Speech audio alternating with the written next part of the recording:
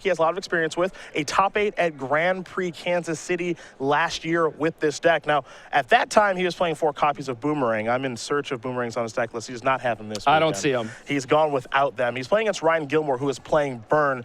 So in this matchup, it seems like it's kind of a pure race from the Burn side.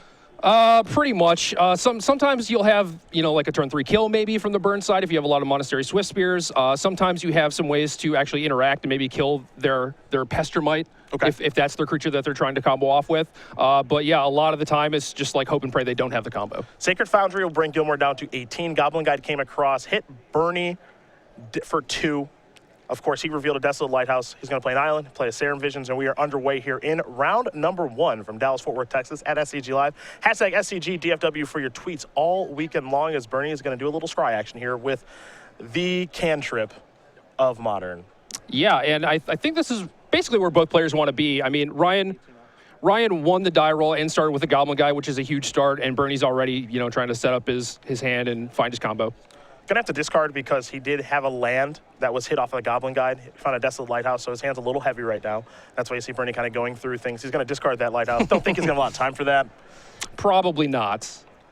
Gilmore on tap will take a draw step here. He's off to a great start with the Goblin Guide. Looks like he's drawn a land for the turn, another copy of Sacred Foundry. Burn, a pretty popular archetype here in Modern. It got some new cards like a Tarkus Command, which looks to be pretty nice. Cryptic Command, the reveal here from Berni off of the Goblin Guide. I think a lot of people feel this matchup favors Twin, though it does feel kind of close. And now here's Nylon, which I think is a pretty big swing card in the matchup. Yeah, definitely. I mean, if Berni is going to try and sit here and just like play a bunch of Serum Visions, he's going to take a bunch of damage, which is definitely not going to work out in his favor. Serum Vision's going to be cast. He'll take 2 from the Eidolon. It's going to fall down to 14 now. We're going to scry 2 here. We'll see how he wants to split it up. Yeah, so I think generally like Twin is kind of the favorite just because Deceiver Exarch into Splinter Twin is really hard to interact with, at least in game 1. But from this start from Ryan, it certainly looks to be on the other side. It certainly seems like he is a giant favorite if you just were able to have this draw every time. Yeah, if you could guarantee this, and I think Eidolon's a pretty big player in the matchup. And I think that's also just a card that really helped put Burn back on the map. Between that and a Tarkus Command, it got some real upgrades over the past couple of sets that it didn't have before. Yeah, even Monastery Swift Spear. It's like you have more pseudo copies of Goblin Guide, which is just the card you always want to start with. Serum Visions is done resolving. We'll see what the land is here for Berni. Perhaps if he has a card like a Flame Slash or a Lightning Bolt, it'll just be a Steam Vents that enters the battlefield tapped. And he's going to pass the turn back over to Gilmore. So we'll see what Ryan's third turn will bring. So even assuming if like Ryan didn't have any more burn spells or anything, I still think like he might just beat Berni, like even if he had the combo, like there's 4 damage this turn, maybe 4 the next turn, some damage from Eidolon. Exarch will have to take 2 to cast, or Pestermite, what have you. Here's a Grim Lavamancer. Gilmore will take 2 to cast that. Yeah, basically he just doesn't need a lot of help from here. And now here's a Suspended Rift Bolt. But he's got plenty of it. So. Yeah, he's got some ammunition back there. Berni's draw for the turn was a copy of Spell Snare. Not particularly useful right now. Yeah, a little too late. It just seems like with Ryan being on the play, Berni wasn't able to have his cards line up very well. Berni did get to reveal Sulfur Falls to that Goblin Guide, so he's going to play that as land number 3. That's definitely good. I mean, you want the pain-free, untapped red source. Sulfur Falls might actually just be one of the best cards in this matchup. Don't have a great look at Berni's hand as he is looking some things over. We just know he has a Spell Snare. He's going to pass the turn back. Not the most confident passing of the turn I've ever seen. He may have to discard here. Yeah, and he will. He'll discard a copy of Cryptic Command, not particularly useful. Yeah, you see, Cryptic Command, one of the most powerful cards in Modern, possibly in Magic, and it's just like, it's a little too slow. Yep. Riftbolt going to come off suspend. That'll trigger the Eidolon for Gilmore, so he'll have to take 2 to cast that, and then Berni will take 3, so it looks like he's going to fall down to 7. And Gilmore will take a draw. 12-7 is the score. Stomping Grounds the draw. And with the Tarkus Command in Ryan's hand, that certainly seems like one of the best draws he could have. Just any green source. We'll see if he wants to play that land right now. And it looks like he does. He'll take 2. He's going to fall down to 10. Burn does deal itself a pretty decent amount of damage, especially when it does have an Eidolon on the battlefield. You mentioned the Atarkus Command. You might see that here in just a moment as he does attack with everything. Goblin Guide will have a trigger, so we'll take a look at the top card of Berni's deck. It is a copy of Splinter Twin.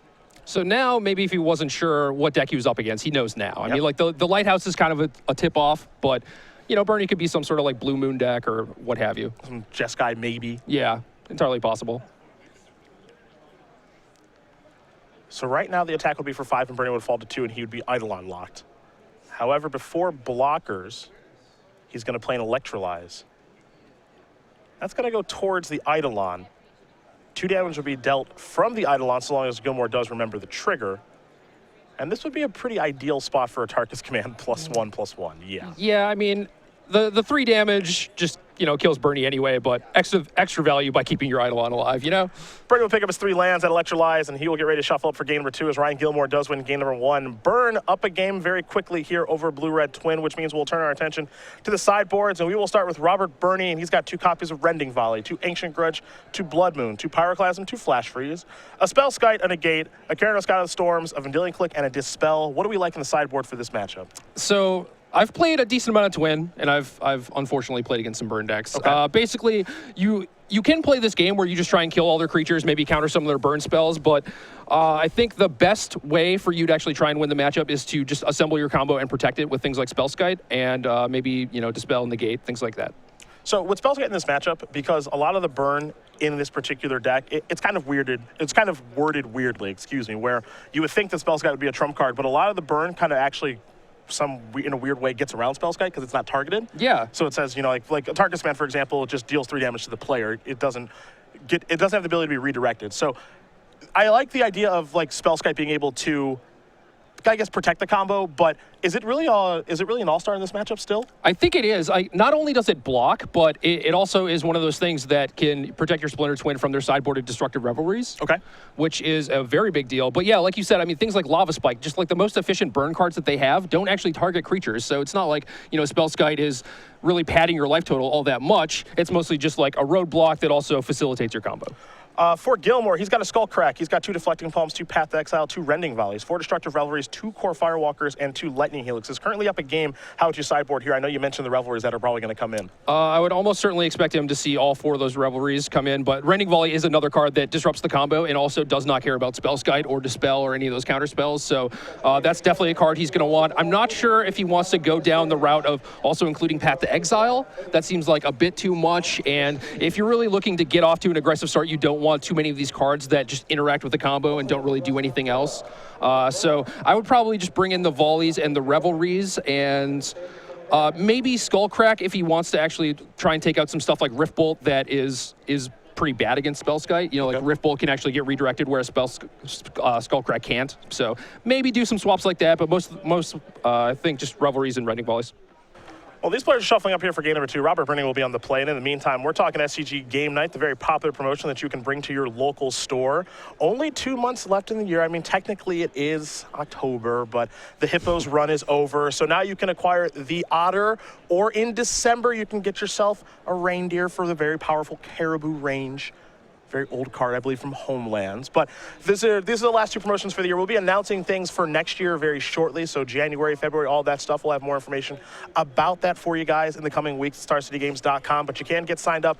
Email isp@starcitygames.com to get signed up for that. And for our Canadian players and store owners out there, we have changed the rates on that as far as the shipping and how much it is to sign up for game night. So if you're interested in bringing that to the local Canadian stores, get in touch with StarCityGames.com, organize play, and we can get it all set up for you here as we do get ready for game number 2 between Blue-Red Twin and Burn.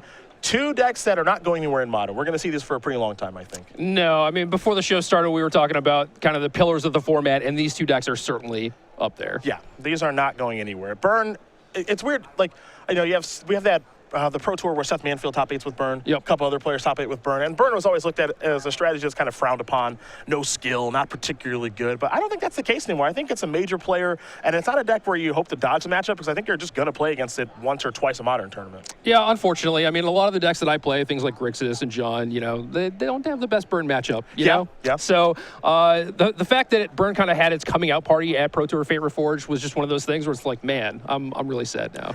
It's an annoying deck to play against. And it is good. I mean, the card quality is high as far as, the damage ratio on all the cards. The cards are pretty flexible. Boros Charm, Atarkus Command. You got good creatures in Swiftspear, Eidolon, and Goblin Guide. It's not a bad deck anymore. I think it actually just is a deck that is full of relatively good cards, and it's a good strategy. No, I mean, and Burn is the strategy that has all these cards that you know, in theory, can interact with people. Like, you can lightning bolt their creature and rip bolt their creature and stuff, but most of the time, it's like these lava spikes that you don't have good ways of interacting with in Modern, because the counter spell of choice is Remand, and, like, the discard spell of choice is generally Thoughtseize, and it just does not line up well against this Burn deck. So, if you want to think about Burn as, you know, it's this mono red deck that takes no skill, sure, you can do that, but it's kind of like the smart man's red deck at this point, because you're kind of just like bobbing and weaving along with the format. And you get a really good sideboard card in Destructive Revelry, which seems like a card that solved a lot of the problems. People like to go towards Leyline of Sanctity, or in general, artifacts and enchantments to try to beat Burn, and everyone's got 4 Revelries in their board now, it seems like.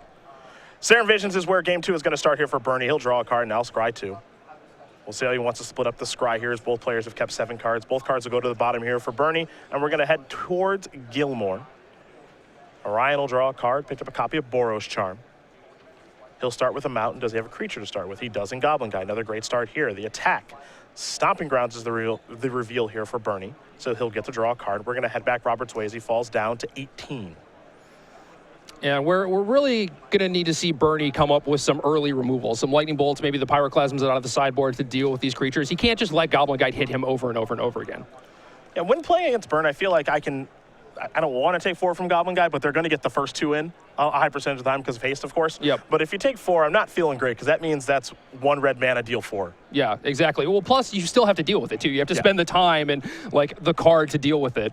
So maybe it gave you an extra land or whatever, so it's not that big of a deal, but it's exactly what the Burn deck wants to be doing. Serum Visions done resolving. 1 on top, 1 on bottom here for Robert. We'll see what land he wants to play. We know he's got a Stomping Ground in his hand. You mentioned Sulphur Falls being a great land in the matchup. Perhaps he has one of those. But he's going to go with the Stomping Ground. It will enter the battlefield tapped, and we're going to head back Gilmore's way. And that means Goblin Guide is getting in there for at least another 2. Yep. In a way, it's accomplished its goal if it gets to deal 4 points of damage. So here comes the Guide. I have imagined there's a land on top. Yeah. No, there's a there's a Remand. I'm a little surprised to see that in the deck still after sideboard. Yeah, when you're on the play, it's reasonable. You know, like say he just had the Remand instead of the second copy of Serum Visions, and he was able to remand the Eidolon, then I think Berni would be in reasonable shape. But now that Gilmore gets to play the Eidolon and Berni has to draw the Remand, kind of a dagger. Third land here for Berni is a Scalding Tarn. He will pass the turn back. Gilmore off to another great start here. Last game was Goblin Guide Eidolon of the Great Revel. This one it is too. Third land here for Ryan is a Bloodstained Mire. He'll shrug his shoulders, come into the red zone. The reveal there, I believe, is a Dispel. We'll see if Berni has some sort of removal spell here for Eidolon. Or Goblin Guide, depending on which one he wants to kill. At this point, I would guess if he had anything, he would want to point it at the Eidolon. But like last game, if it's an Electrolyze and he just gets blown up by another Atarka's command, like that could just be game over. Yep.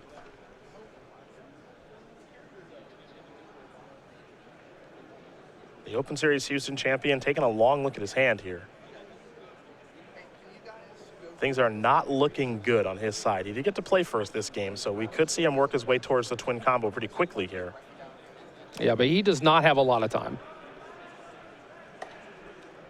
And I've seen that look before. That's not a look of confidence. No. He looks like he's in some serious trouble. No, I don't know. When you're playing twin, though, like it might be a good idea to have some sort of that, you know, poker face type of stuff going on. You know, like what if he's just like, oh man, I can't beat this draw, and then Ryan's like, all right, I'll tap out, I'll throw some burn spells at you, and he's just like, gotcha. Yep, you're dead now. Yeah. Yeah, that's fair. I don't think that's what's going on. I don't think that's what's going on here either. He's not generating a lot of confidence right now. He's going to search up an island off of the Scalding Tarn, going to fall down to 15. I don't think he's on nothing, but I'm not feeling confident right now. Yeah, I just think that he doesn't like any of his options. Maybe he brought in like a Vendilion Click out of the sideboard, and that's what he has. I wouldn't be in love with that either. So now he's got access to 3 lands. Scalding Tarn is done resolving. What's the spell? It is going to be Electrolyze. Does Ryan have a response to that? I think the answer is yes. He's going to sacrifice the Bloodstained Mire pretty quickly here, will Ryan. Keep in mind also, Berni took 2 to cast the Electrolyze. Yeah, I mean, we could just see a Boros Charm giving Indestructible to his creatures, but it looks like he just went right past those Sacred Foundries. Yeah, he keeps going past them. There is a Stomping Ground. This is bad news here for Robert Berni. Maybe it would have been better served just casting the Electrolyze in the main phase. Yeah, maybe. I mean, he also had that remand that maybe he wanted to sit on, but Burn doesn't have too many, like 3-mana sorceries that they necessarily want to play. So, I mean, what are you scared of? Like a Molten Rain, I guess? I mean, this is maximum punishment. Right. I guess Ryan has to take 2. Oh, no. That's kind of unlucky. I think he's still winning the race. Yeah, I think you might be right. Electrolyze is going to lose. It will not kill the Eidolon. Bernie's going to take a bunch of damage. And he is certainly in a lot of trouble now. And now here's a Lava Spike that's going to go upstairs, and I believe he's going to fall down to 1. And this is the old Eidolon lock here. Yeah, that's it's mostly the hard lock. It is a soft lock, right? In theory, you could play some 4-mana spells, but not sure what you could actually have to beat 2 2/2s and a handful of burn spells. Perhaps your opponent will forget the Eidolon triggers. I suppose. That is your other out in this situation. If Eidolon suddenly lost all text. There's a Deceiver Exarch. He saw it. That is good. Yep. You got to try. Yeah. You got to try. Ryan Gilmore is going to win this match over Robert Berni, 2-0. Burn very quickly takes down Blue-Red Twin. It's a good start here for Gilmore. It's a bad start for the Open Series Houston champion, who's made his way back to the States here after a long trip to the Philippines, actually. After winning the Open Series in Houston, he had to go to the Philippines for work. That was almost, geez.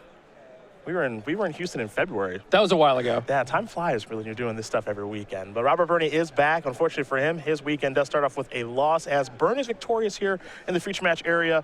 And as we make our way through this tournament, and of course we've got 9 rounds today and 6 tomorrow before